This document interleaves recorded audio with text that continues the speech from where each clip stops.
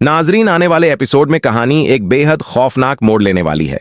शहराम रक्साना से फरियाल का खाना लगाने के लिए कहता है, लेकिन रक्साना पहले से ही जीनिया के इशारों पर काम कर रही होती है।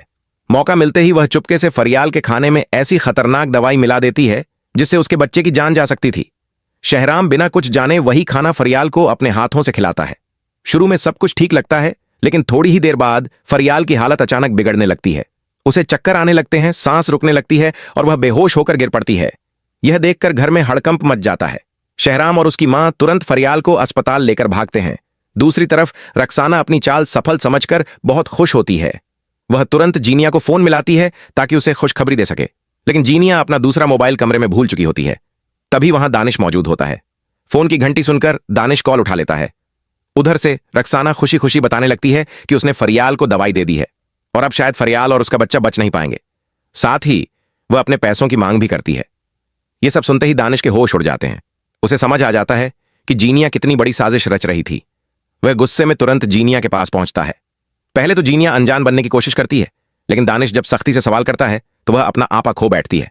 गुस्से में वह खुद कबूल कर लेती है कि वह आज भी शहराम से प्यार करती है और फरियाल को रास्ते से हटाकर उसे दोबारा पाना चाहती थी। जीनिया की यह बात सुनकर दानिश का गुस्सा 7वें आसमान पर पहुंच जाता है। वह उसे घर से निकाल देता है। वहीं दूसरी तरफ अस्पताल में डॉक्टर शहराम को बताती है कि फरियाल को खाने में जहरीली चीज दी गई थी और उसकी हालत बेहद नाजुक है। डॉक्टर साफ कहती है कि किसी ने फरियाल और उसके बच्चे को मारने की कोशिश की है। यह सुनकर शहराम का शक सीधे रक्साना पर जाता है। कुछ देर बाद डॉक्टर बाहर आकर खुशखबरी देती है कि फरियाल और उसका बच्चा अब खतरे से बाहर हैं। यह सुनकर शहराम और उसकी मां राहत की सांस लेते हैं। घर लौटते ही शहराम सबके सामने रक्साना को बुलाता है और सच्चाई पूछता है। पहले तो रक्साना झूठ बोलती रहती है, लेकिन जब शहराम पुलिस बुलाने लगता है तो वह डर जाती है। रोते हुए वह सारा सच कबूल कर लेती है कि यह सब जीनिया के कहने पर हुआ था। रक्साना बताती है कि जीनिया फरियाल और उसके बच्चे को शहराम की जिंदगी से हटाना चाहती थी ताकि वह दोबारा शहराम को हासिल कर सके। यह सुनकर पूरे घर के होश उड़ जाते हैं। शहराम गुस्से में रक्साना को घर से निकाल देता है।